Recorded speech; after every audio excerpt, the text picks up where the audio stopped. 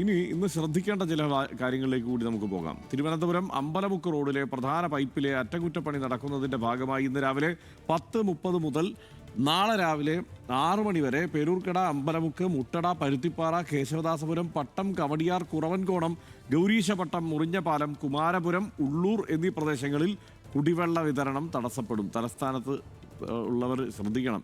ഉപഭോക്താക്കൾ ആവശ്യമായ മുൻകരുതലുകൾ സ്വീകരിക്കണമെന്ന് വാട്ടർ അതോറിറ്റി അറിയിച്ചിട്ടുണ്ട്.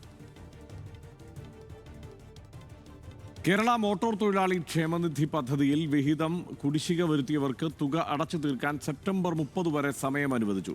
വാഹന ഉടമകൾക്ക് കുടിശ്ശിക തുക പരമാവധി 4 തവണകളായി അടയ്ക്കാനുള്ള സൗകര്യമുണ്ട്. അതിനായുള്ള അപേക്ഷകളും സെപ്റ്റംബർ 30 വരെ സമർപ്പിക്കാവുന്നതാണ്.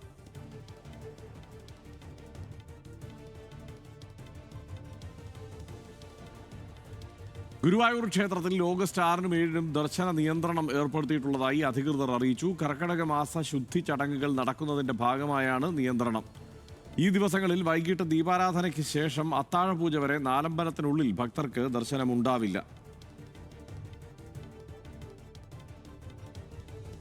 സംസ്ഥാനത്തെ സർക്കാർ സ്വകാര്യ സ്വാശ്രയ ഫാർമസി കോളേജുകളിലെ ബിഫാം പ്രവേശനത്തിനുള്ള അലോട്ട്മെന്റ് നടപടികൾ ആരംഭിച്ചു.